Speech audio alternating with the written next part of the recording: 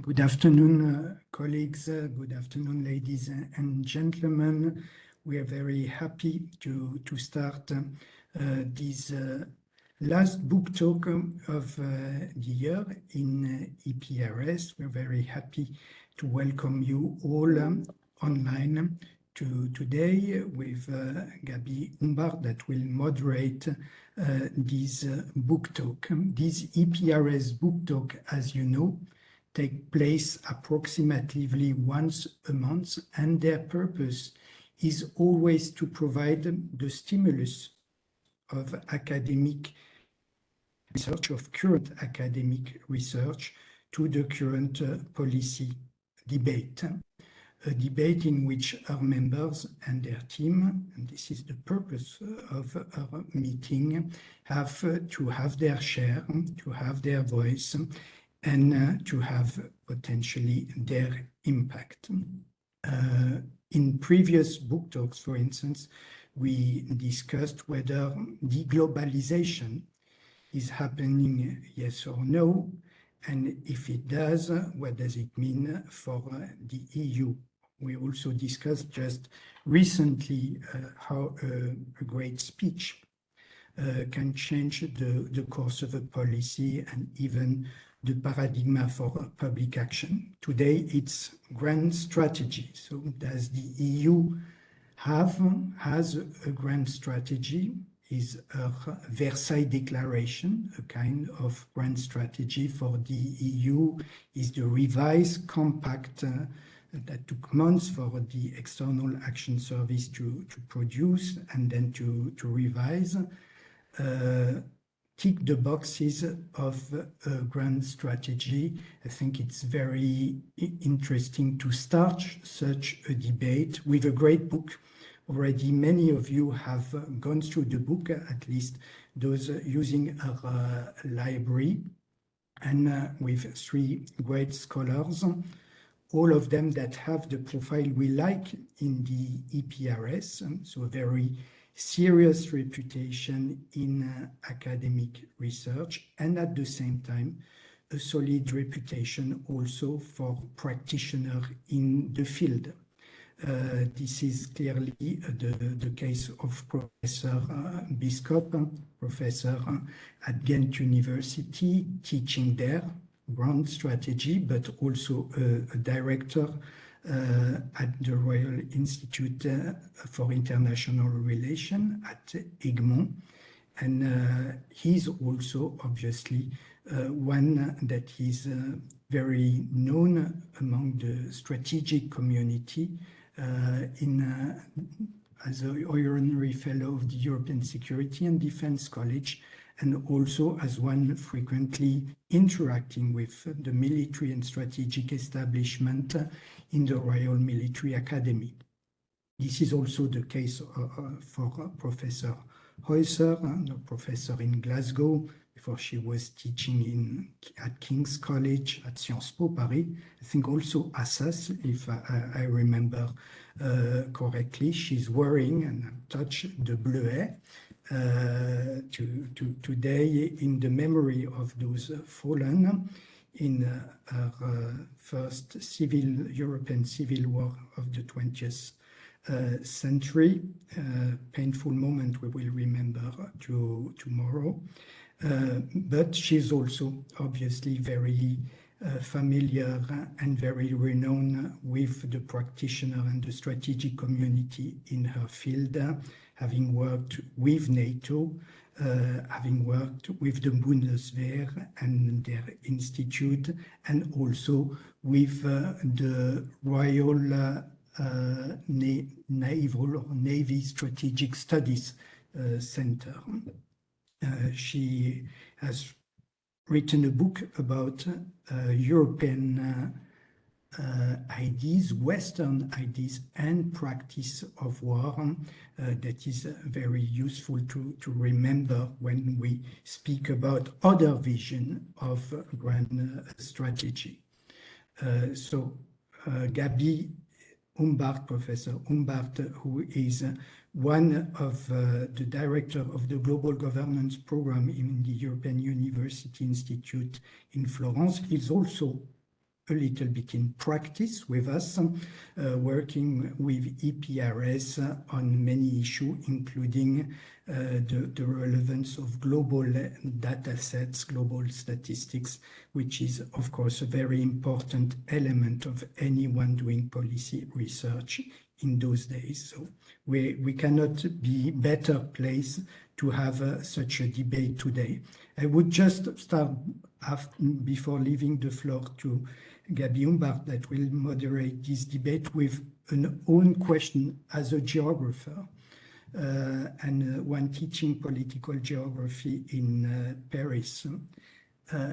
Grand strategy is very important for everyone teaching geopolitics, because this comes back at the very origin of the world geopolitics. In fact, the world geopolitics itself was built 120 years ago by a professor in Sweden, Rudolf Kielen, that was unhappy that his country didn't have a grand strategy at the time. And he said, any serious country should have a strategy that encompasses also economic development, demographic development, and territorial development, ecopolitik, demopolitik, and geopolitik. And this was the very beginning of the world geopolitics.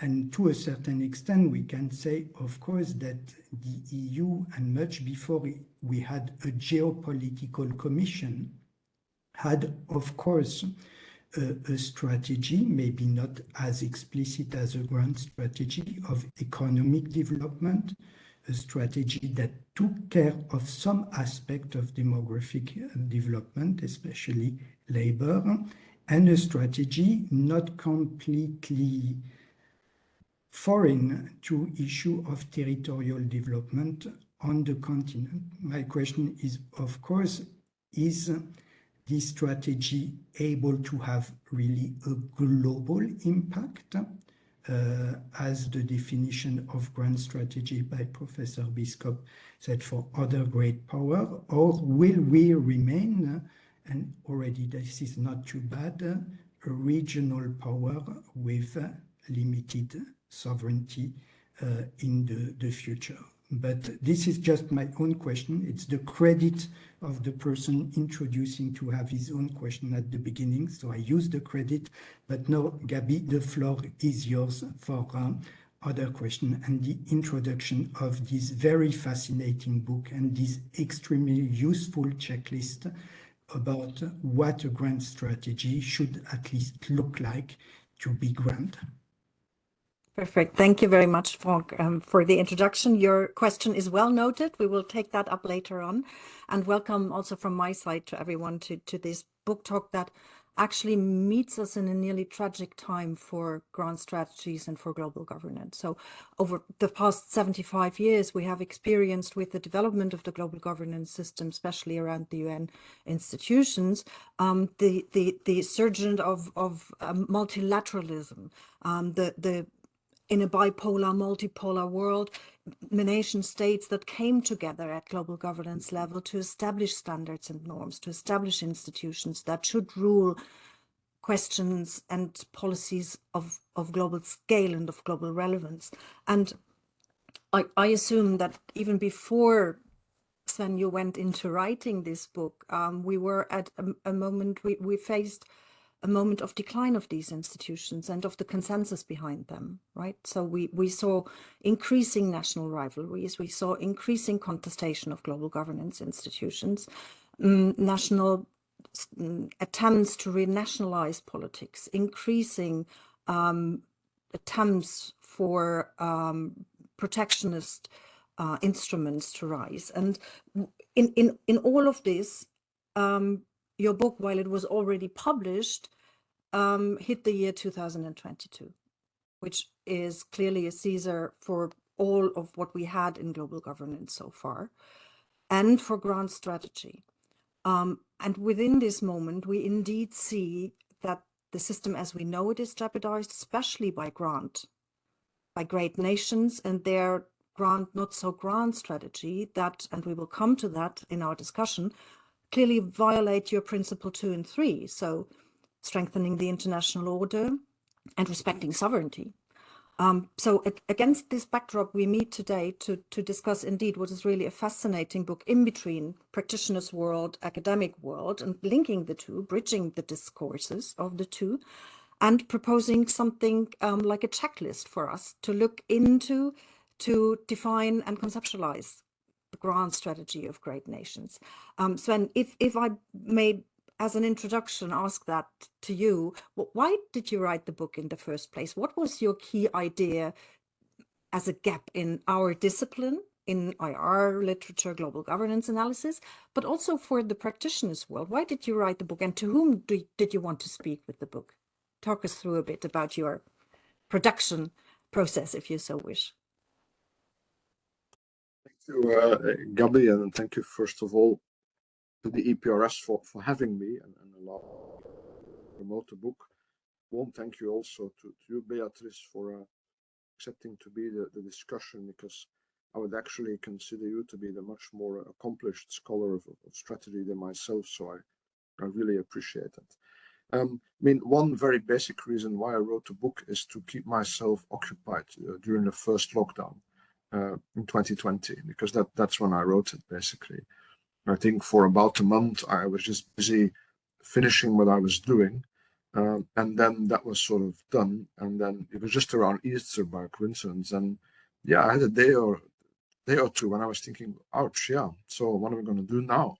And then I thought, well, this book project I had actually been thinking about for quite a few years already. And I had been collecting notes and so on. But I had never really found the time or made the time to write it. And I thought, well, now I have only writing time. So I suddenly thought, okay, let's just do it now. So I wrote it during the first lockdown. And then I wrote it in English. And actually during the second lockdown, I translated it myself into Dutch. So there's also a Dutch version. Again, to keep myself busy, but also because, of course, Dutch or Flemish is my own native tongue, and I would find it bizarre to have someone else translate my English to my own mother tongue. But why did I have this book project? I've been writing a lot about the EU. I started writing already as a master's student about European defense, and later my pet topic really became European strategy, the European security strategy, then now the global strategy, now the strategic compass, and so on and so forth. And perhaps I've even written too much about that. But I thought, of course, if you want to deal with EU strategy, and if you want to offer recommendations for it, you also have to know what is the strategy of the other main players, be they partners or adversaries. And so increasingly, I found myself looking at American, Chinese, and Russian strategy. And I thought, therefore, it would be interesting to try and go a bit deeper into that. And so instead of doing once again a book on the EU, to do a book on those four, because those four are, in my view, the great powers of the moment, and probably will be for some time to come, those four. Of course, within my limitations, since I speak neither Chinese nor Russian, so I'm reliant on English language or European language sources. I did, before Corona halted all that, have a lot of interaction with Chinese academics, because once a year, until then, I teach in Beijing in the summer at the People's University. And also once a year before Corona interrupted it, we did a seminar in Moscow with the Russian Academy of Sciences. And at least that allows you not to become an expert in those countries, but to give some more depth to your impressions and analysis of this. So this was the main reason. It's also a different book from much of my previous writing, in the sense that it is, I think, less normative. I tried to write a book that would be more, that would have a longer shelf life. And so it is a bit more conceptual than what I usually do. Usually the policy relevant, policy oriented bit is the main part. So what I do here is I have 10 chapters. and every chapter discusses one characteristic of grand strategy. And so it explains that characteristic, then uses some historical examples, and then applies that to the current grand strategies of those four. So hopefully if one reads the book, one gets an idea of what is grand strategy overall, and then what are those four doing these days. And then only the last chapter, I sort of revert to form, and that's a very normative chapter, where I then offer some ideas on what could be a cooperative mode. Can we find a modus vivendi still between those four great powers, that and what kind of grand strategy would they then have to follow? Obviously, no book is ever totally immune to events, and I try to write it in such a way it will not be too quickly overtaken. Then, of course, Russia invaded Ukraine. I'm definitely not going to claim that I predicted anything, and certainly I for one did not see this invasion coming. But I do think that many of the longer-term analysis that I made in the book still hold true. For example, I do argue that actually Russian military interventionism in its near abroad had reached its limitations, that the added value that it could produce for Russia, of course, was limited, because Russia also lacks a positive offer. It cannot entice, it can only coerce. And I think in a way we are seeing that playing out in the current war. I must say maybe one additional motivation was also that over the years I've become more and more interested in China in particular, and in Asia in general, partially for personal reasons, because I married a man from Taiwan, and so of course then I started to travel extensively to Taiwan. He accompanied me to China. We traveled together in China and in other countries in Asia, and so I got bitten, so to say, by the Asia bug, and even though I do not speak the language, it's very fascinating. And I must say, being married to a non-European also helps you in a way to adopt this perspective that I took in the book, to try to look at the world through different eyes.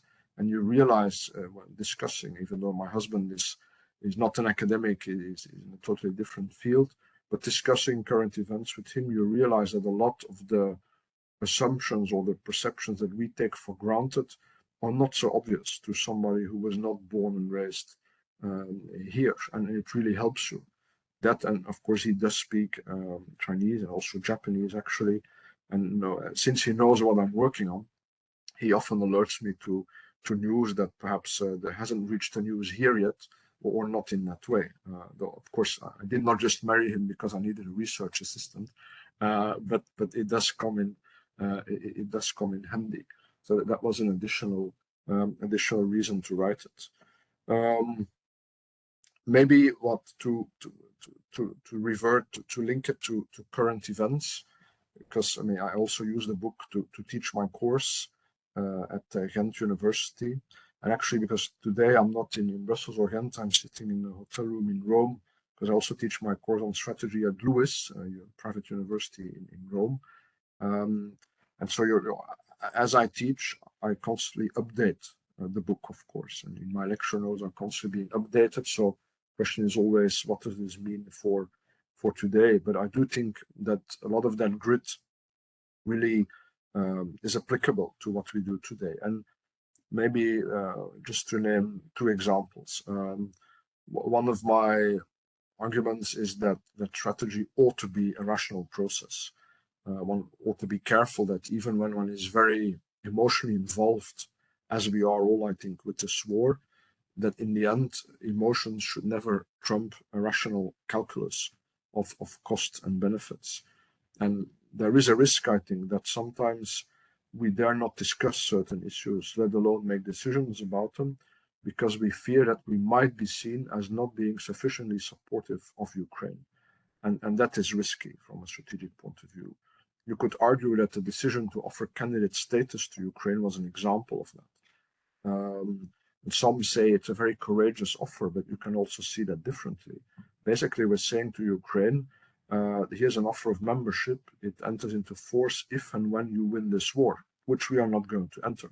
We'll support you, but you have to fight this war. If you lose it, there will be no membership. But if you win it, there's an offer of membership for you. I'm not quite sure that this is such a courageous offer, for example. In the same vein, this dynamic has arisen that ever new sanctions have to be adopted against Russia. But do these additional sanctions have additional added value? Do they influence the Russian decision making? Do they hurt the Russian economy? They have a cost, because the more sanctions packages we try to invent, the more difficult it becomes. So we create the impression that we are divided, whereas actually we already have very strong sanctions packages. So then I'm thinking either it is a moral argument, and then basically we should say, okay, as of this afternoon, we halt all economic interaction with Russia, or it is a strategic argument. And then I think the cost-benefit calculus shows me that it's more important to focus on enforcing the current sanctions, which are being bypassed, rather than inventing ever new sanctions. The same goes for talking with Russians. There are many people who say, oh, we cannot talk with the Russians now. That's already a concession. But we are not at war. We, the EU and its member states, the US, NATO and its member states, we are non-belligerents. We are not neutral, of course. We have sided with Ukraine. We do everything we can to support it, short of entering the war. And the advantage of that non-belligerent status is that diplomatic relations remain open, and we should use that, not to offer concessions or anything, but at the very least to make sure that deterrence works, to make it clear to Russia, which threatens nuclear power all the time, that we too are a nuclear alliance, to make clear what our red lines are and what will happen if they are crossed, but also to try to understand what is their thinking. And so this diplomatic relationship is very important. So I think in the end, we are, to say, I do think morality plays an important role in international politics. Morals and emotion, and people are moral and emotional beings. One cannot put that aside. They can also motivate us to act, but they should not determine how we act. What we do should be the product of strategy, and so therefore we should keep in mind, in my view, that we support Ukraine because its cause is just, and because it is in our interest to do so, right? There are many other countries that are victims of war whose cause is just, but we don't support them, or certainly not to the extent that we support Ukraine, because we don't have such an interest at stake. Which also means we must know what those interests are. In my view, as EU, we have a double objective here. One, to ensure the survival of an independent Ukraine on as large a territory as possible, and two, to prevent escalation of this war into nuclear war or onto war with other states. And of course, those two objectives might influence each other. So on as large a territory as possible, what will be possible, that will depend in the first place on the outcome on the battlefield. It will also depend on political developments in Kiev and Moscow, and it will depend on the risks and the costs that we, the West, are willing to bear in support of Ukraine. And so it is very easy when you're not at war to clamor for total victory for Ukraine. It's a bit too easy, I think. And the question is not what is desirable. I wish that Ukraine would be able to liberate all of its territory. But if you think about what is the most likely, then I think as things stand now, it is more likely that at some point the parties will fight each other to exhaustion. Then the front will at least temporarily stabilize, hopefully much further to the east than it is now. But still, Russia will remain in illegal occupation of part of Ukraine. And this is not what one wishes for, but if it is likely, this is what one should prepare for. And instead of shouting slogans, one should have a strategy ready. Maybe very briefly, one other example is more related to the big picture, the global balance of power. What's the role of other players in this, particularly China? There's a lot of discussion these days about Chancellor Scholz's visit to China. And I think here again, we have to have a very nuanced view. As such, he is right, I think, that we should maintain a deep economic relationship with China. I mean, imagine that China would have said, we support Russia to the extent that the West supports Ukraine. That would have been a tipping point. Then we would be in a new global Cold War, two blocks, US and EU versus China and Russia. But we're not there, right? And this means that we still have the possibility of avoiding a new bipolar world and of finding a modus vivendi with China. Obviously, a lot will depend on the future direction of China, but we should not create a self-fulfilling prophecy. We have no interest in provoking ourselves or creating ourselves a new bipolarity. So as such, I think Scholz is right. We should try to avoid that we end up in a situation in which we have to decouple economically from China, which would be very costly. But I do think time-wise, he is wrong, that this attempt to somehow be among the first to rush to Beijing after the Party Congress creates a strange impression. And also he seems to be really willing to be the first European to go, as if by now we don't know that if you really want to deal with China, you should absolutely do so as EU, or the Chinese will play off one member state against the other.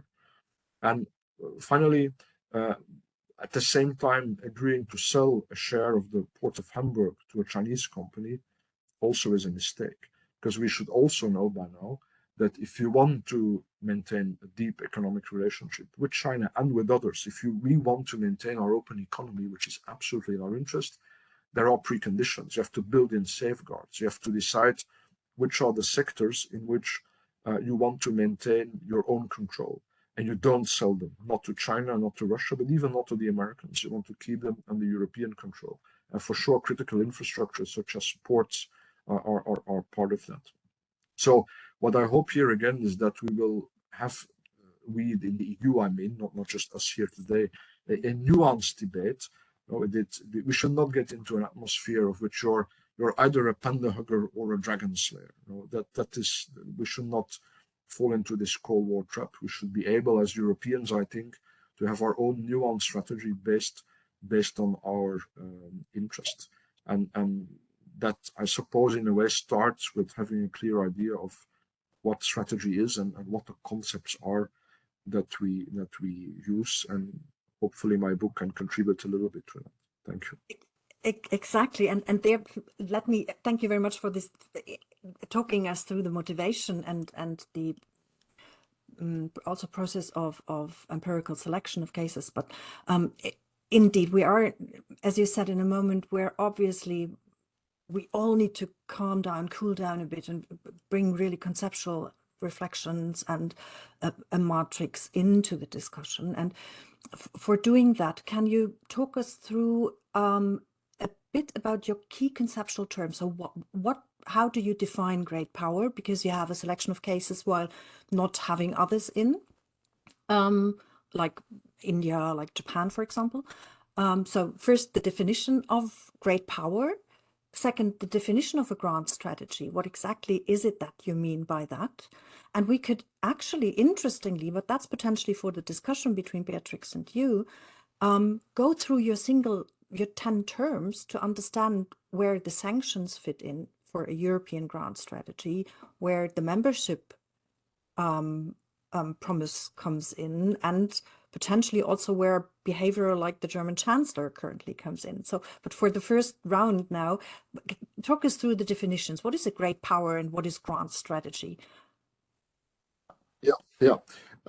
I've tried to come up with very simple definitions, and partially because one of my ambition for this book was to write it in such a way they would be accessible to a wide audience. Everybody who follows the news should be able to read this book without much more prior knowledge, but also because, to say, as I was introduced, I have two employers, the university and a think tank, and I'm a very policy-focused academic who rarely dives very deep into theory. So for me, a great power is a player that seeks to have global impact and that has the resources and the will to do that. Because I think to be a great power, of course, you need the resources. Without it, there's no point in even starting. You need also the organization, because you have to be able to mobilize those resources and put them to use. And you need the will.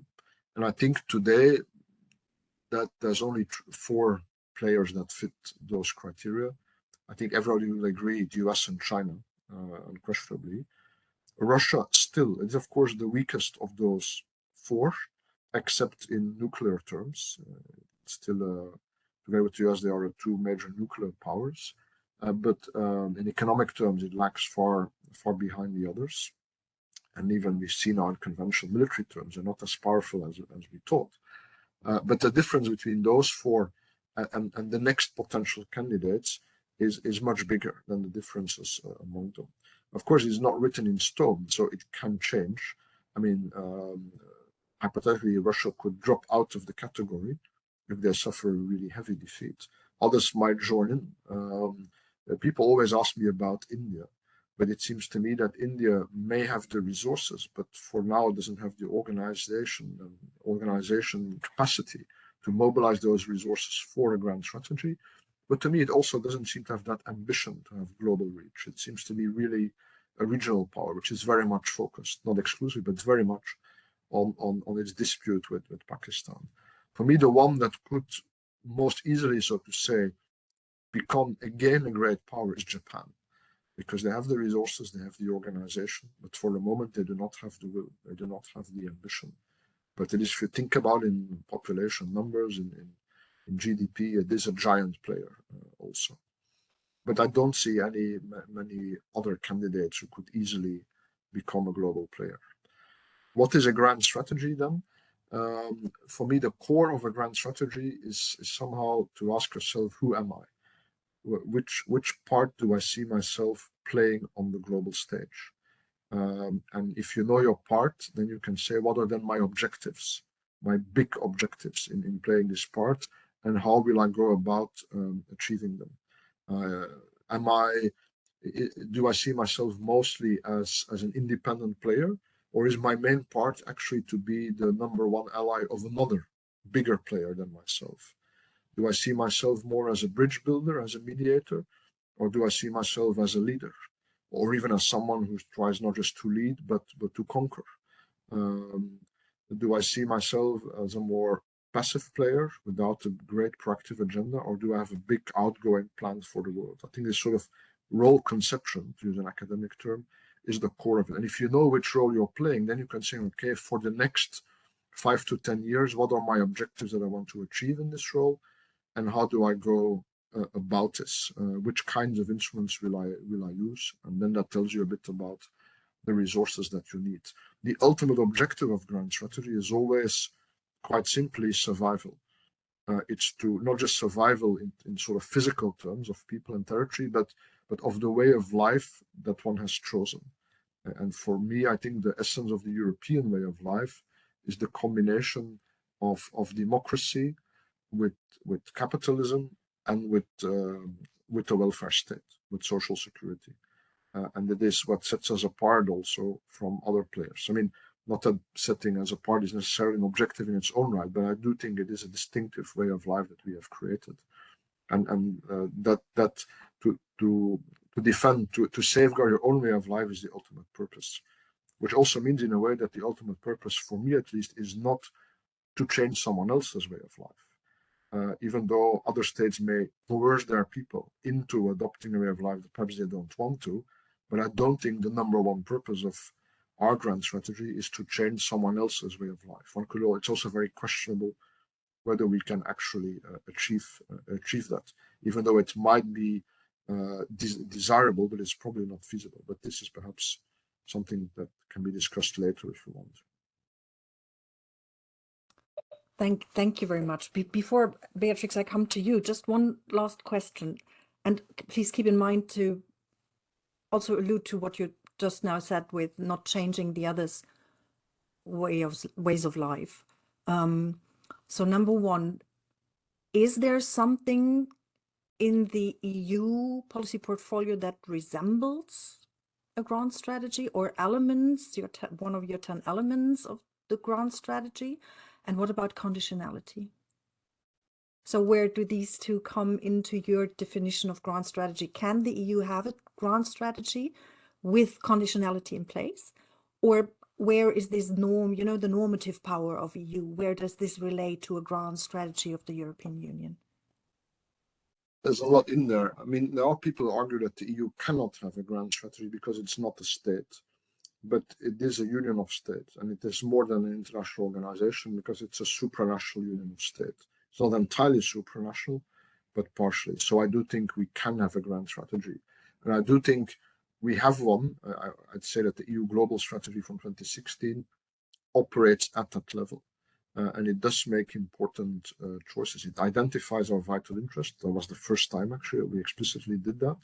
And it sets 5 important priorities, which I think remain relevant, although I would add to that a lot more attention to great power competition and rivalry, and probably to connectivity. But I think, so no grand strategy is ever perfect, but I do think we have an idea of our role, but there are two buts that I want to mention. One, I think, is at heart, we are still divided about the basic question, who am I? I think that part of the EU member states, they see the EU's role as being a pole of the multipolar world at the same level as the US, Russia, and China. Of course, with our own strategies and ambition, but in that category. I think another part of the EU, of the member states' governments, sees the EU's role or Europeans' role basically as being the most loyal allies of the United States. And not being an independent pole. And as long as we don't overcome the internal divide, we will always be limited in how effective we can be. I think the consequence is that we are not a systematic strategic player. But I mean, a real strategic actor, whenever its interests are at stake, will act. But we don't do that. Sometimes we know that we ought to act, interests are at stake, but yet we don't, because we don't even agree to put it on the agenda. And that's linked to the second but, that of course it's precisely in the fields of diplomacy and defense that we are not supranational, that we are fully intergovernmental, and that is an enormous weakness compared to the other great powers or even any other state. And I think, yeah, we made a mistake there of enlarging before adapting the decision-making system, and now we're possibly in a bit of a deadlock. It doesn't work with 27, but to change it, you need consensus 27, of course. All of that is then linked to your normative power question, where in my view, the debate and the mindset has evolved. But I think if you compare things with the 2003 European Security Strategy, that was a very optimistically framed document. The subtitle says it, a secure Europe in a better world. And the sentence that captures the essence of it is the one that goes more or less, the best protection for Europe's security is a world of well-governed democratic states. I agree with that, but I think that by now we know that where there are no well-governed democratic states, it's also very difficult to create them. And so the global strategy is much more pragmatic. In my view, is closer to realpolitik. But I think we're somehow halfway. I think on the one hand, we realized that in the past we were too idealistic, and that we put too much emphasis on values and believe too strongly in the exemplary function of the EU as a strategic instrument as such. We know that it doesn't really work, but we're so used to that frame of human rights promotion and democracy promotion that somehow it sort of, we feel, no, it itches, and we have difficulty abandoning the frame. And you see it time and again, you saw it in Ursula von der Leyen's State of the Union speech. The frame she uses is democracy versus autocracy. But is that really true? Is that what drives foreign policy? I don't think so, to be honest. And because as she is reading the speech, other leaders of EU member states, they are queuing in Saudi Arabia, Qatar, Azerbaijan, Algeria, to buy the energy from there that we don't want to buy from Russia anymore. So for me, it's obviously not about democracy versus autocracy. It's about interest. And so I fear that reality forces us, I end on that, to draw the red line much closer. I think in the past we sort of said we only cooperate with other democracies, and those that are non-democratic, we will stimulate them to become democratic. That doesn't work anymore. So I think our interest forces us to also cooperate with non-democracies, but for me the red line is that even when you cooperate with an authoritarian state, we ourselves should never do anything that violates our own values. That's a guiding principle. Can you trade with China? Yes. Can you import products that are made by Uyghur slave laborers? No, because then you become complicit. I mean, there always will be a gray zone, clearly, but that's what I try to define a sort of overall guiding principle. Thank you. Thank you very much. That's very interesting, because indeed this normative and value dimension, internally, externally, is something that becomes more and more clear in global governance as an issue of cohesion among the member states and for a EU political position. Beatrix, two questions. What do you think when reading it the first time? And what did you think in March 22? Thank you very much. Yes, this is precisely the point. First of all, could I say, when I first read it, I thought this was a massively elegantly written, very, very insightful, very cleverly done analysis. And I love the criteria that have been established there. Since then, of course, the European Union has published its compass. So we have to judge the European compass, I think, by these criteria that Sven set up. And if I may, I'm just going to reel it off. I've got 10 minutes and I'm going to stick to 10 minutes. So it has to be fast. Watch my lips. First of all, simple. No European Union member state can do it on its own. The Commission understands that. Those who've written the compass have. It is absolutely true. I remember myself at a conference in the United States Navy War College, where people talked about everybody had the right to have a grand strategy. And at the time I just said, well, how true would that be for Belgium? My problem is therefore whether, while we all understand that only the EU can be an actor, do all its member states understand that? And individual member states doing things on their own or being free riders are not very helpful in that context. Two, proactive, we ain't. The European Union countries on the whole are status quo powers, and therefore they do not have a great ambition to transform the world in a way that would help them, or rather they would like everybody else to also to be democracies, prosperous and all the rest of it. That's very nice, but that's not as much as a motivating factor as it is to say we desperately want this territory back, or to be an imperial great power again, or to be recognized as a great power because we smart from the fact that we no longer are anything like that. So this the great ambition of making the world a better place, which was, as you rightly said, Sven, the tenor of the 2003 grand strategy of the European Union, is not something that is enough of a driver to become a really proactive power. In a way, that's a shame, but I will have an idea later that Sven himself came up with about how one could bring in an idea of one's own. Comprehensive. The European Union does not have a comprehensive approach at all, because it delegates entirely its defence to NATO, and even the great efforts made in the compass to say here are areas in which we can do more to enhance our military cooperation are nothing at all compared with what one could have done among the European powers, given that the European powers collectively have, I've worked this out from your own statistics, 5 times the defence expenditure of Russia and a third of that of the US, but I mean 5 times that of Russia, which means that collectively one could do so much if only one was really coherent. So the European Union plays on the economic, the political and other elements, but not really on the defense one. And really they ought to have that. The compass recognizes it. The states themselves do not do what is required to do that. Agile. The European Union is anything but agile because of its decision-making process, and that's precisely what Sven said at the end, when he said that the European Union widened before deepening. Terrible mistakes. I blame collectively one of my 2 nationalities, namely the British, and I think it is the worst cop-out possible to have blocked integration there all along, and then to have ensured that the Europeans can't decide quickly, that they can't do defense properly, and then to have left the European Union. I think that's just such a terrible, first you really mess it up and then you quit the club. Terrible. Yeah. Anyway, but everybody knows what I think about Brexit. Number 5, I've not done it in the same order as Sven, but I think there is a way of doing this. Courageous, our governments aren't. They really, really aren't. And they are so afraid of their own populations not backing them that even something like to say, now let's turn down our heating in order to have solidarity with Ukraine is something that they daren't put to their own populations, which I think is absolutely pathetic. Creative.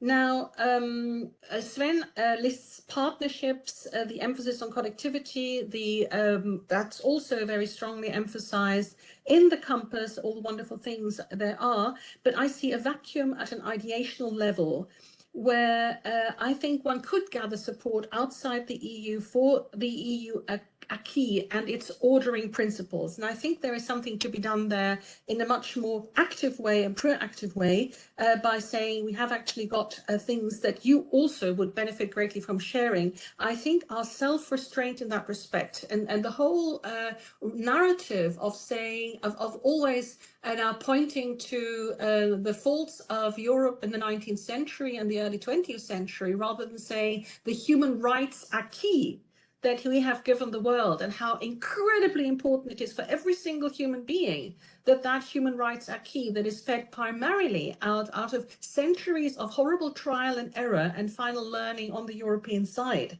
is something that Europe really should bequeath to the rest of the world, and that the rest of the world should be terribly glad to support. So we should be much more, I think, proactive on that particular count. Competitive. Should the European Union become more competitive, Sven shows that the other powers are ruthlessly competitive. So European, and again, we sort of pointing at the capacity that Europe would have in that respect.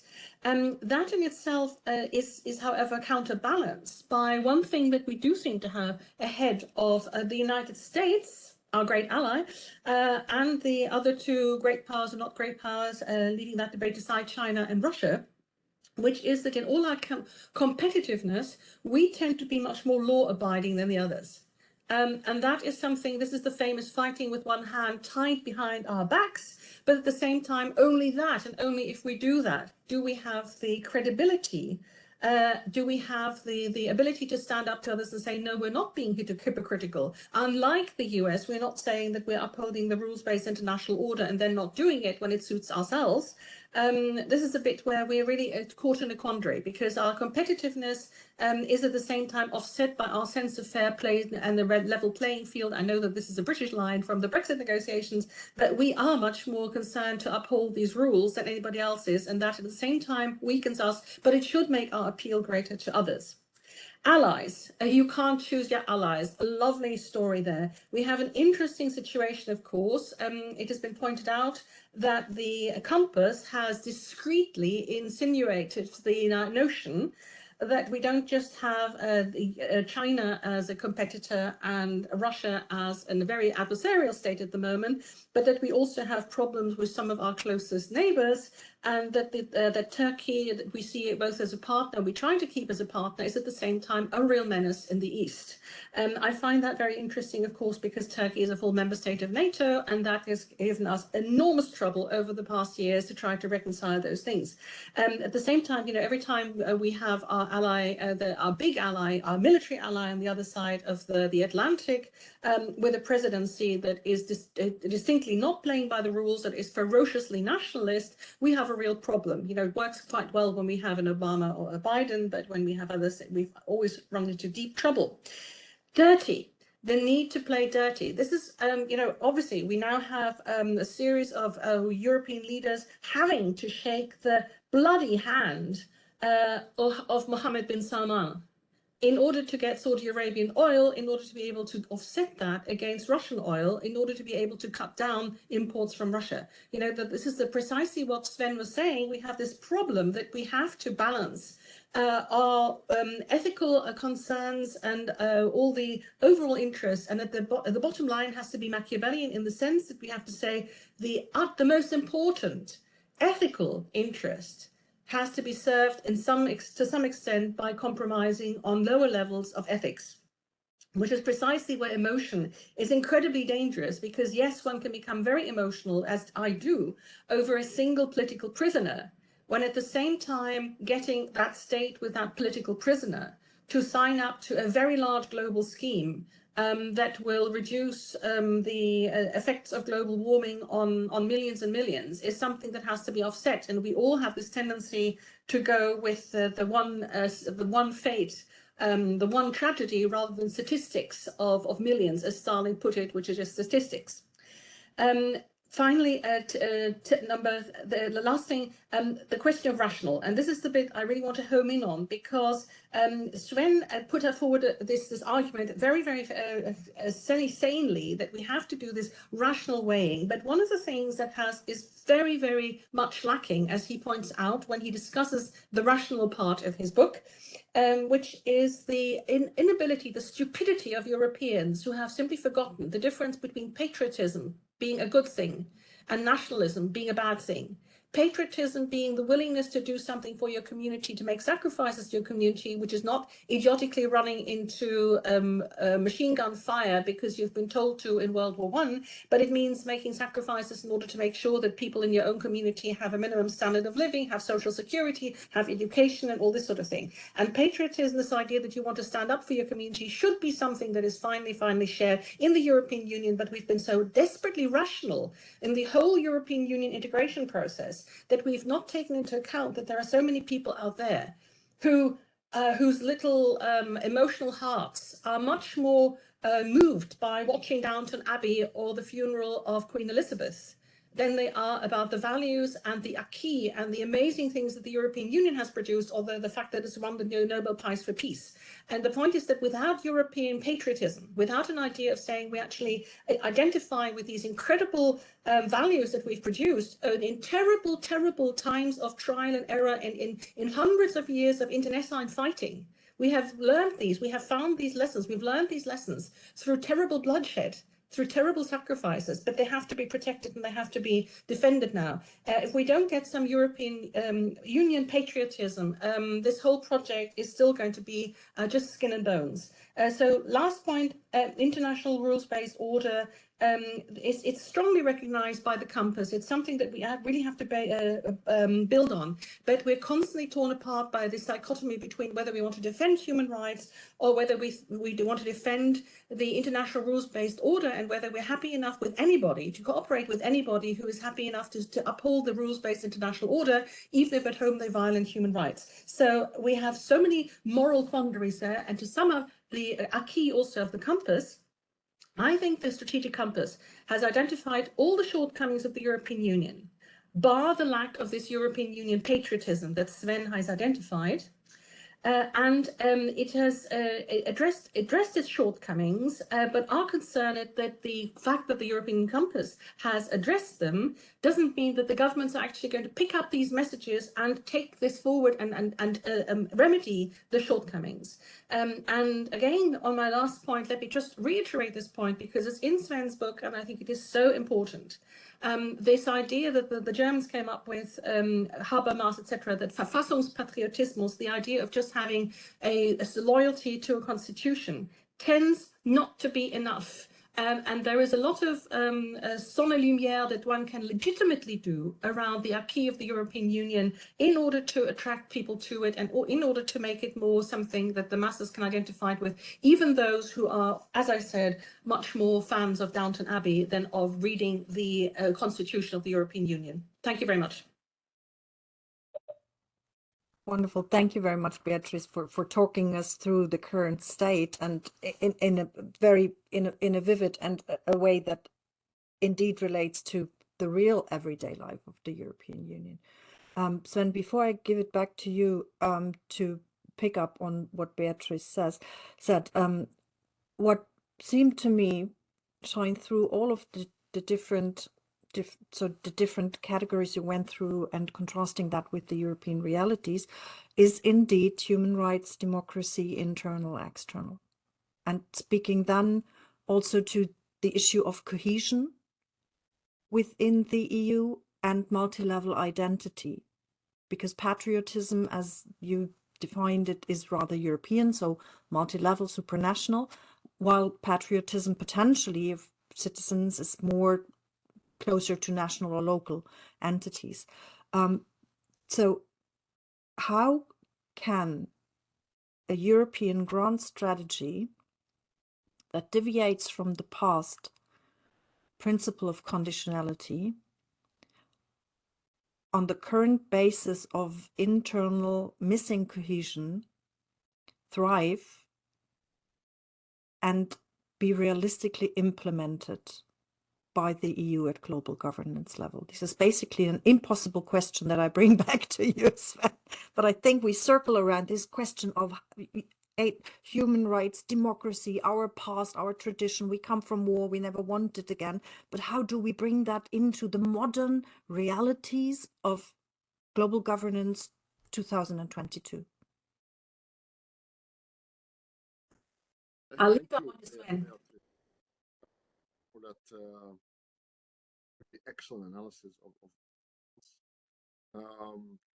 and I don't have an off-the-cuff brilliant answer to that question, Gabi, but I do think we can kiss our two hands that at least in the economic field, we are largely supranational. We have the Commission, and because a lot of the positioning vis-a-vis the other great powers today is through geoeconomics, and there at least we can act somewhat more decisively than in diplomacy and defense, and a lot follows from the geoeconomics.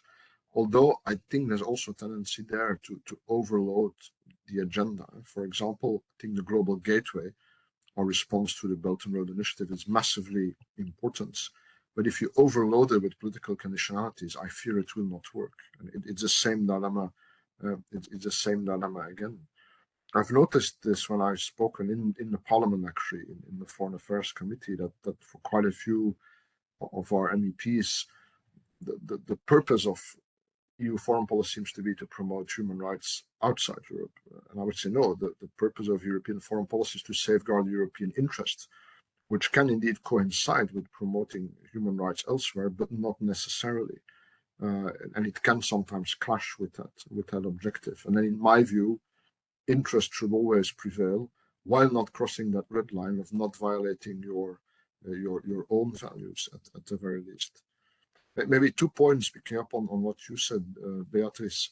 I think one, I agree that the compass actually makes some very important choices, but I fear we may not do much with them because NATO has also made important choices on the NATO new force model, notably. So this is not a criticism of NATO. I think there are also very important choices, but those risk to really absorb all the attention, certainly of our defense establishments. And thus, certainly for the more hardcore military bit of the compass, I wonder, who will focus on it? How will we ensure that capitals will not forget about what they have actually signed up to? But this, I fear, is a recurring theme in CSDP, that capitals sign up to things with the full intention of not blocking the other 26 from doing it. But without actually intending to implement it themselves.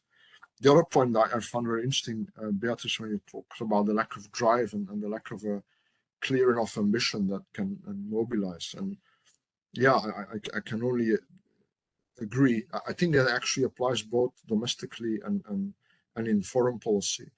I think domestically, the EU as a peace project apparently is not motivating enough anymore because it's taken for granted. And I'm not quite sure what the alternative can be. In my view, it ought to be equality, but I'm not sure whether that. I'm talking outside my area of expertise now, but I'm not sure whether that can work. But for me, this is a core. Towards the outside, I was thinking of positioning the EU as the mediating power, if you want, the one that tries to keep things together, the ones that tries to keep multilateral cooperation going, the one that can work with anyone who gives us something to work with. That could be our role, and standing for rules and standing for stability. And if it doesn't work, sometimes in the big permanent multilateral institutions, can you create ad hoc thematic coalitions to advance things with all kinds of states, both democracies and non-democracies. So I think we need a positive narrative. I think we've forgotten that a bit. Everybody knows what we're against, but what are we for? What do we offer to other states? And I think China, in the sense, it plays it much smarter there. So I think multilateralism is an answer of that, and the Global Gateway must be part of the answer. So But then we cannot treat the Global Gateway as just another development policy. It must really be a strategic investment project that comes also with a political offer, and I would say with a military offer even, because it's a bit counterintuitive, but we still have a competitive advantage here over China, especially in Africa, that we can offer serious military cooperation. I mean, if you are the head of state of an African state and you want active military support, I mean, not me giving a lecture, but a brigade that comes and joins the fight, who do you call? I mean, you can call Moscow and buy guys, hire guys from Wagner. You could call Washington, but will they send a brigade? No. If they like you, they will give you money and maybe 5 guys from the CIA to help you organize. You can call Paris. They might send a brigade, and or Brussels to add a training mission on top. But you don't call Beijing. They will not send a brigade. So it's a very sensitive instrument, and recently we had some spectacular failures, sadly, notably Mali. But still, we must think about it. It ought to be part of our offer, because here we still have this advantage. So it ought to be part of the package of the Global Gateway, I think. Thanks. Thank you very much. What I take, Beatrix, do you want to react immediately? Just one little point. The idea of saying we don't really mind what goes on outside Europe, what we have to do is further our interests. The problem about this is that coming from somebody who's lived for many years in terraced houses, UK style, if your neighbour has dry rot, it'll spread to your house. If we want to have human rights in our country, and there are other countries around us who neglect human rights or don't uphold the rules-based international order, but particularly with regard to this neglect of human rights, it can actually start spreading into our society as well. The idea that they simply say, let's treat that segment of the population in a different way from that segment, can actually have a backlash for us. So the curious thing, and this is bizarrely, call me naive, but there's a bizarre underlying Christian thing in all this, which is do unto others as you want them to do unto you. If you actually uphold the idea of turning the left cheek and everybody else does, it's in your interest. If we all uphold those rules, it's actually ultimately in our interest, because we live in a much better world. So the whole Jesus thing is actually ultimately, if everybody follows it, very good for everybody.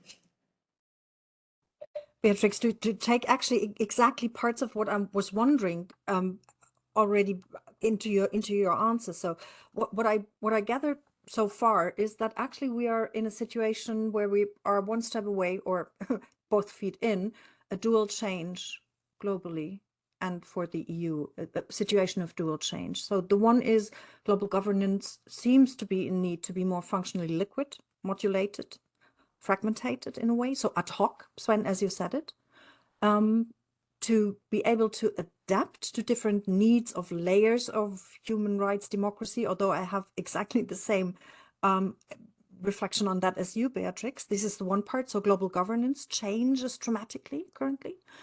And the EU, and I'm not sure if we can survive that as in our historic identity, the EU seems to be at a moment where we seem to lay to rest or say farewell to parts of our core identity on democracy, on human rights, the rights-based approach to everything. So more interest to the forefront, more defense to the forefront. And I also am wondering whether we are, as Europeans, willing to accept potential spillovers, just as you said, Beatrix, towards a race to the bottom in the rights approach to both our foreign policy approach and the global governance arena. Would that be a necessary consequence, or can we somehow avoid that? To become this mediator that is guided by its own interest, but also by the human rights tradition that we do have.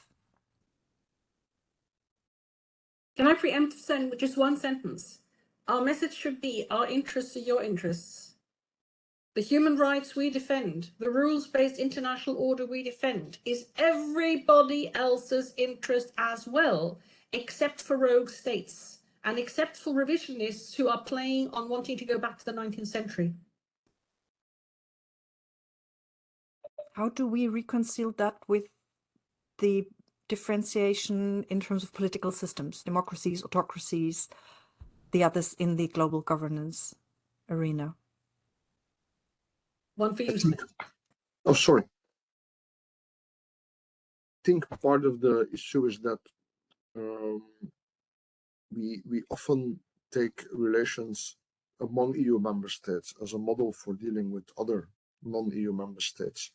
But I think that analogy doesn't work, because in my view, the EU has now reached such a state of integration that in a way we're a sort of state-like organization. And so relations between EU member states are not really foreign policy anymore. It's a sort of special kind of domestic policy, I would say. And so you cannot take that as your model for how you deal with other states. And sadly, there are very few other regions of the world where there is the same tendency to go for this kind of relationship among each other that we have created within the Union now. I do think that's one thing to keep in mind. And for sure, what we must absolutely be more severe about, in my view, is that within the EU, we uphold our values and all human rights as they are enshrined in the treaty. I think we're probably surprised by the fact that, because many people probably thought like me, why would you go back on those once you have reached that level? But it does happen, and so we must be a lot more vigilant and severe when it does happen. I think it's a very interesting point you make, Beatrice, though, about the spillover from third states back onto the EU if they don't respect human rights. I can certainly see that happening. If that happens in partner countries, specifically the US, there's clearly a mutually reinforcing dynamic between the populist right on both sides of the Atlantic. That I can definitely see happen. I would think it's probably less likely from states that are less akin to us.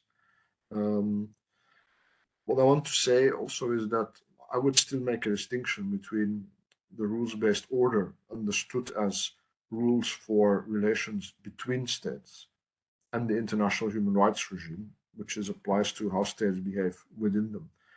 I do think indeed we can work with everybody, and you can convincingly argue that a certain set of agreed rules is in everybody's interest, whether they are a dictatorship or a democracy, because we all in the end need trade relations, because nobody can be autarkic. So certainly you need a core economic system.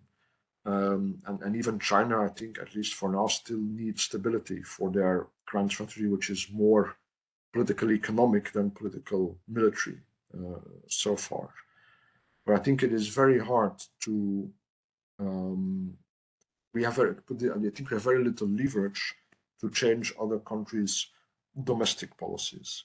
And so my very, perhaps it's overly pessimistic, but my very pragmatic view has become that we need to compartmentalize between domestic policies of other states, where I think, which we must criticize if they violate universal values, to underscore that these are then indeed violations and that the values are the norm, but that that there's no point in wasting sanctions and so on about them, because they will not work in many cases, right? What we do or do not do, China will not change its policy on Hong Kong, for example, sadly. And so I would say then keep your powder dry and reserve your effective instruments for when states cross our lines in their foreign policy, when it can actually directly affect our interests. I know this is probably the most contentious part of the book, and it's also the most contentious part whenever I lecture about this, that I sort of give up on a very, certainly on a proactive democratization, because I think that is almost impossible. I think you can only support democratization where it happens, where you cannot engineer it from the outside. But even on human rights, I fear in many cases our leverage is very small, and nonetheless at the same time you need those states or those governments and of those states for so many other things. And so over the years I have moved, I would say, on the spectrum from idealism to realpolitik. I have really moved from one side of the spectrum far towards the other side. And I compare my PhD, which was about the Barcelona process and our relations with the Mediterranean neighbors, I really believed in the policy of, enticing them, stimulating them to democratize, but clearly it's a total failure. Not a single state has democratized 30 years later. Hence my rather, to say, reluctant conclusion. The other day someone called me, or was it even you, Beatrice? I forgot. Someone said you're a realist, but you're a reluctant realist. And that was sort of meant as a compliment. Thanks. Thank you very much, Sven, for that. Actually, I do think that we need to lead these discussions, and if these conceptual reflections on the position of human rights are brought forward by such a credible pro-European scholar as you are, I do think it gives us a new room to breathe a bit, the space, the intellectual space to reflect on the alternatives and also on the reality of global governance and the EU's role in it, 2022. I do see a lot of questions coming up, and I wanted for a short second to hand over to Joanna to bring the questions from the floor in. And thank you so much. Thank you, Gabby. Yes, and really fascinating debate. One could really continue listening a lot to both of you. In fact, really many thought-provoking questions, and really important, I think, Sven, also what you said about what role, though. We need to decide what role we're playing, especially as a global actor, and define ourselves like bridge builder or leader or whatever is the role before we can really define maybe clearly our strategy. And Beatrice also how to create this EU patriotism in a way that is mutually benefit also for any also partner we deal with while maintaining and protecting our values. It's very, I think, a deep question, and one needs to really reflect a lot on this. There are some questions here from the audience. I'm going to group them a bit thematically together for you. So I'm not going to present them all in the order received.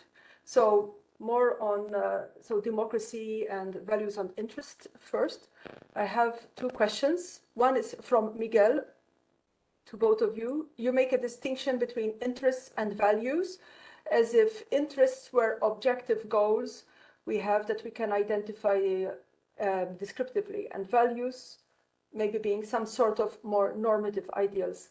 How do we identify interests of the EU? Isn't it a matter of subjective appreciation? And is not the preservation of international human rights law an objective interest of the Union, at least according to our treaties? This is the question from Miguel, which is in these 4 parts. And then from Elena Lazarou. So question more specifically, she says, for Sven, one of the last points he made on, can enlargement policy help engineer a specific quality of democracy? So it's built still on the values and interests. So to you. All right. I mean, what your interests are is to some extent a political choice, of course. I mean, some interests are the same for everybody. Everybody will say as one of the vital interests, territorial integrity and the physical security of our citizens. And at the deepest level, as I said, for me, the point of a grand strategy is survival of the way of life that you have built. But then come other interests / objectives that are linked to your political level of ambition. I think for me, one of the the global strategy did identify the interests, and the list is not perhaps surprising, but it's important that we say it. It's 1, territorial integrity and security of our citizens. 2, it's our democratic political system. 3 is our prosperity, but interestingly, it adds explicitly, it's not just the aggregate prosperity, it's also a degree of equality, so that the redistribution of that prosperity between member states and between citizens, that I find very important. That's a very specific choice that you make. And 4 then is a stable and rules-based international order. I think there probably we still have different interpretations a little bit of what that exactly means. I don't think that the preservation of international human rights law in each and every state is a vital interest. Our survival does not depend upon that. Whereas, how to say, the most basic rule of a rules-based order is don't go to war, right? That certainly is a vital interest, that rule would be observed by other states. So I do think the global strategy did a really good job in codifying that for the first time one could probably tease out more in detail, but it's important that we know that. Elena's question, and thank you for tuning in, Elena, on enlargement. I think, yeah, that for me, there's one exception. We have leverage when another state wants to join the club. Then you really have a lot of leverage. But of course, enlargement is a finite policy. With European Union, without the aspiration to become a global union, I suppose. So I think that for me, it seems logical that at one point all of the Balkan countries join the union, but it will take a lot of time before they are ready. I assume that if at any time Switzerland, Norway, or Iceland ask to join, they'll be in next week. But then probably that's it for a very long time. I think that's the reality. I don't think Turkey will ever be a member. And to be honest, I also think it will not make geopolitical sense for the union. It would put us in a geopolitical. It would totally change the geopolitics of the union. I don't think that is in our interest. And so enlargement is not an objective in its own right. You should enlarge to make yourself stronger. If a specific enlargement makes you weaker, you shouldn't do it. And that applies to the EU as well as to NATO, I would say. Thank you. Can I just weigh in with one line there also, as well, because particularly on the point about Turkey, I've just drawn on this idea that there's this Christian idea of turning the other cheek, etc., and how that makes us stronger. Curiously, actually, one of the great values, the most important values of the EU is secularism.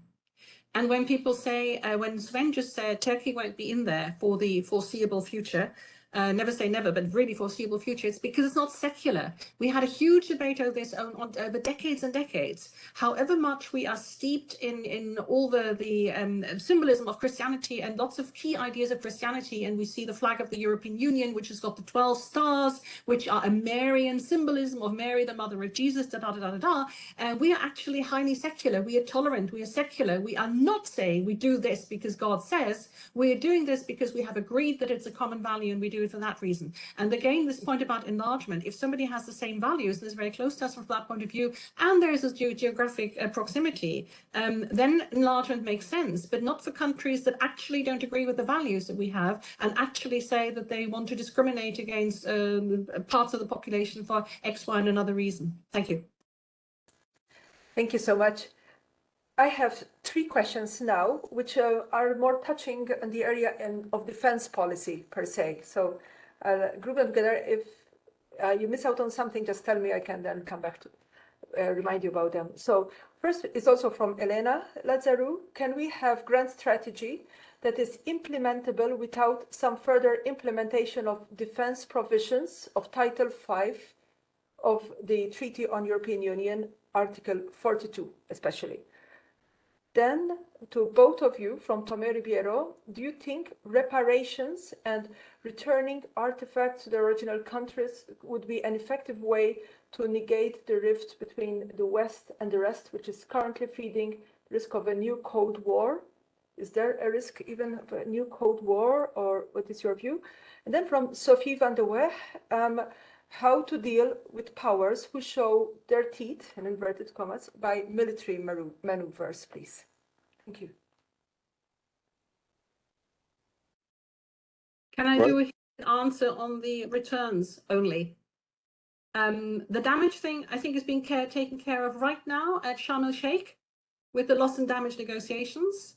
I was a bit sad to see that European powers had not pledged more support, more money for those particular, but this is going on, so that's underway.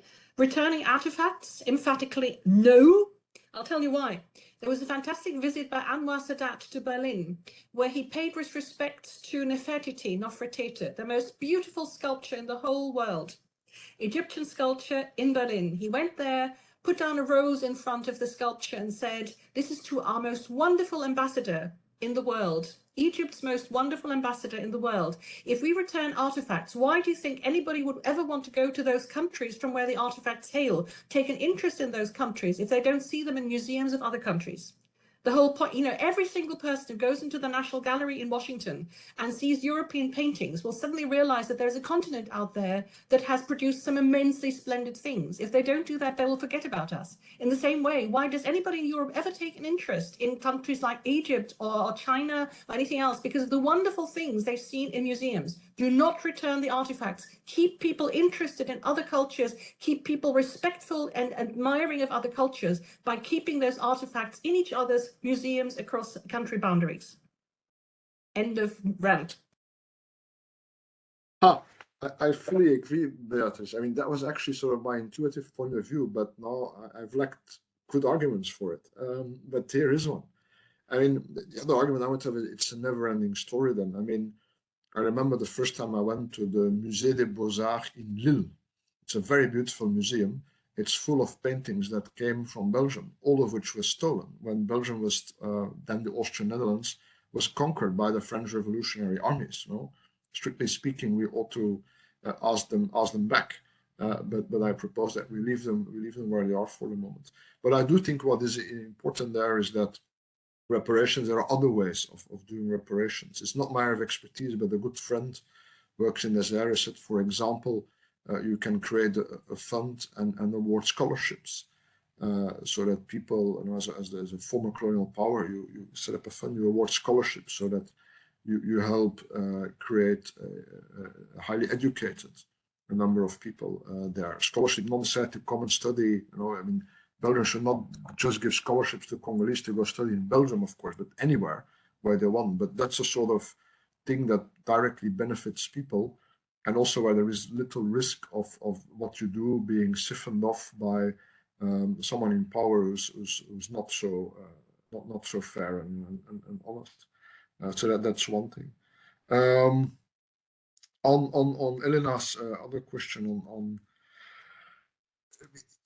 it sort of leads to the question, can the EU ever be a really independent player? I think as long as, and you refer to it also, Beatrice, as long as we delegate our defense to NATO. And I mean, in a way, there is a lot of truth in there. For me, it's mostly a question of trust among Europeans. I think the sad reality is that Europeans do not trust each other in the end. You know, if you ask anybody, if you are invaded, who do you think will come? They will all say the Americans. And because the Americans come, the other Europeans will join. If the Americans don't come, nobody else would come either. I mean, we don't know that. NATO has never been tested in this way. History pleads the other way, right? In 1914, when Belgium was invaded, it was not the US that declared war, it was Britain and France. And the US entered the war only 3 years later, and probably wouldn't have even then if Germany had not been so inept strategically, right? 1939, again, when Poland was invaded, it was Britain and France who declared war. And the US came in, I mean, forcibly when Japan attacked them and Germany declared war. So I think this is the real underlying issue. We do not sufficiently trust each other to help each other. Although what I find interesting is that in the NATO new force model that's now being rolled out, there will actually be a Europeanization of defense and deterrence, conventional defense and deterrence in the European theater. The Americans are saying us clearly the first line of conventional defense will have to be European. And I hope they make this even more clear, because it's of course very tempting for any European leader to believe that whatever happens, the US cavalry will come and save us, because then suddenly nothing is urgent anymore. And also you don't really need to take responsibility anymore, because the Americans will do the thinking for you. And I would say it is obvious by now that is not so smart anymore to rely only on that. If you see also that the US keeps defining China now as its main priority, and if you look at the political political developments within the United States, but it is very easy to believe that, and that's, I think, yeah, I have no easy answer to that. Even when Trump sort of spoke about the obsolescence of NATO, if even that doesn't do the trick, then I'm not quite sure what will do the trick to really finally trust each other more and integrate our defenses. Which does not mean that you end NATO, but it does mean that you get a totally different NATO. I mean, if for once I'm very idealistic again, my ideal NATO would be a bilateral alliance between the EU as such and the United States, and then some of the other countries who are a member of neither. That, I think, would be the logical consequence of a fully integrated EU foreign and defense policy. But we're not there, of course. Thank you. Thank you so much. Gabi, we have still time enough for 2 more questions. Yeah, is that okay? So in fact, I have 2 questions here, which take us back a little bit to the initial kind of thematic of questions on interests and values. One of them is from Katrin. Common interest is a worthy objective. And she asks, in fact, a sensitive question. Selling arms, for example, to an uncertain neighbor is perhaps a good short-term goal, for a short-term action for one nation, but perhaps not for the EU as a whole. And that neighbor is going maybe to use them against us, these weapons, later on, or destabilize, in fact, cause regional instability. Consistency is key, Katrin kind of emphasizes. So yeah, then I leave it to you to see how you would like to come in on this. And then a second question is from Christina, sorry for the pronunciation, maybe Velimorovic. A follow-up question on enlargement policy. Can the EU truly be a global actor if it cannot agree and stimulate the accession process of Western Balkan countries in its own backyard? Decision-making in the EU is highly problematic in security and defense area, as Sven mentions, and this also goes for enlargement policy.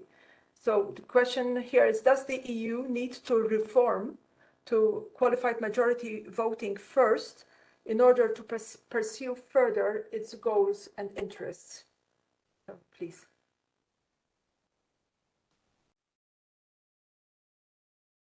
On that last one, I would simply say yes. I would say do not enlarge further before you reform the institutions, because we'll make it even more difficult. And so in the end, it would also not be in the interest of those who join to join in an effective union. The question on arms exports, yeah, it's a tricky one. I mean, inevitably, the more we merge our procurement, but also weapon, let's say, design and procurement of weapons, the more we'll have to come up with a common arms export policy. I do understand from those who are actually experts on the defense industry that we do have to export, because the European market, even if all 27 EU member states would buy a particular type of weapon or equipment that we produce, in many cases it would still not be sufficient to make it economically viable if you cannot also export it outside the union. So we do need to export, but I also agree we have to be more careful, I think, than we have been in many instances in the past with whom we export to. So there I would fully agree that I would would still frame it as interest, not as values. That certainly we have to be a bit more restrictive. But the main thing is, I think my main irritation is that the really big projects to build European systems and equipment are not getting off the ground. So the problem for now is not that we don't agree on export policy. The problem is we're not doing what we say that we're doing. And we've been talking for 5 years now about the new main battle tank and about the new combat aircraft. And 5 years later, we're sadly not much further. And we really have to do these because they will be the flagship projects of European defense, I would say. Thank you for all those questions. Nothing to add. Okay, Gabi, I don't have further questions, so over to you. Thank you very much. And before I hand over to Frank, maybe just one thing that I wanted to remark on the restitution of artifacts discussion. Obviously, it's also an absolutely valid argument to say that this is not the decision of post-colonial powers to take, but rather for the nations that had their artifacts taken to decide whether this is part of their cultural integrity that they need, and whether there is any sort of fee-based solution that they can offer the countries that currently host the artifacts to let them remain. So this is it's really, to me, raised that point, and it's indeed a really good example for the multi-layered values and interests approach that we have beyond, obviously, the current moment of crisis that brought us here, the Ukraine war. And thank you very much to both of you for your very and really super interesting discussion, and Sven, to you to write really a tremendously important book for us to also from the intellectual discussion survive this moment and bring us further in the development of what a grand strategy of the EU could be. Thank you both very much. And with that, I give back to you, Frank, for the final words. Thank you. Thank you, Gabi. Thank you, Professor Biscop. Thank you, Professor Heusser. This was a fascinating discussion. It is changing a part of our narrative. In the past, even within us in EPRS, we say, now we have big problems, look at Russia, but hopefully we have a wonderful strategy, and this is the compass. And we just discovered that maybe this compass is not so grand, and maybe it's not so global either, or at least not having the potential of a global impact either. And I think this discussion was very illuminating. I just wish to conclude on some remark that was made by Professor Heusser when we were preparing. A big purpose of our strategy since the beginning of the Union, call it grant or not grant, was internal, to avoid war between us, to avoid that conflict between us, recreate the drama that we have experienced in more than 500 century, in the modern period, not to go back deeper in history. And I think that keeping the peace between us, making sure that no one is changing this situation of peace between us, no one is able to turn the one of us against the other, will remain a hidden objective of any strategy, grand or smaller, global or regional, the EU may develop. And we always tend to consider it for granted. But when we look at all the efforts made by other great power to divide us in the past, maybe not to steer immediately conflict or war between us, but at least to divide, it's worth thinking twice that this is also clearly an all-standing objective and someone worth recalling. This being said, just look at the program. It continues. We just have next week the ESPAS conference. ESPAS conference is the big 2 foresight days of all EU institutions, where obviously the issue of strategy, grand, small, about the impact of the Union, regional or global, will be discussed further, not only in the current context, but also for the decades to come. So many thanks once again, and let's enjoy for those that celebrate 11th of November, Day of Remembrance of how much we owe to the peace we have managed to create for now 70 years. Thank you very much.